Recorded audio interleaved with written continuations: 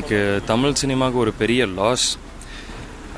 Sir எத்தனையோ படம் அப்பா கூட பண்ணியிருக்காரு. என் கூடயும் இப்போ ரீசெண்டாக கடைசியாக படம் பண்ணார் கொம்பு சிவியில். அதுதான் கடைசி படம்னு நினைக்கிறேன். அன்றைக்கும் ஷூட்டிங் நல்லா பேசிக்கிட்டு இருந்தார். அவருக்கு உடம்பு சரியில்லை. நாங்கள் கூட கேட்டோம், ஏன் சார் இவ்வளோ ஃபீவர் வச்சுட்டு படம் பண்ண வரீங்கன்னு கேட்டோம். இல்லை, கால் ஷீட் கொடுத்துட்டு அதனால் நான் முடிச்சே ஆகணும், என்னால் தள்ளி போடக்கூடாதுன்னாரு. அவர் சிரிப்பால் எத்தனையோ பேரை நல்லா சிரிக்க வச்சுருக்காரு. தமிழ்நாட்டு மக்கள் மனசில் நிறைய இடம் பிடிச்சிருக்காரு.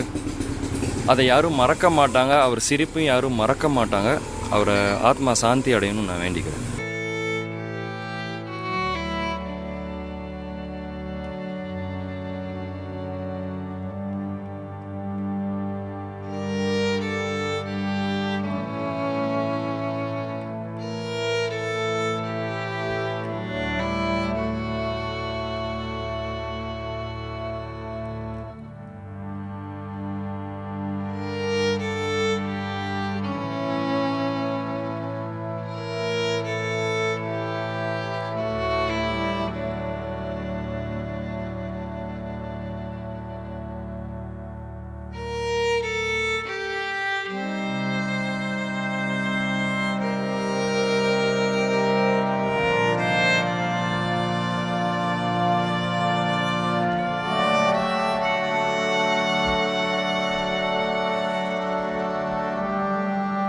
இன்றைக்கி தமிழ் சினிமாவுக்கு ஒரு பெரிய லாஸ்.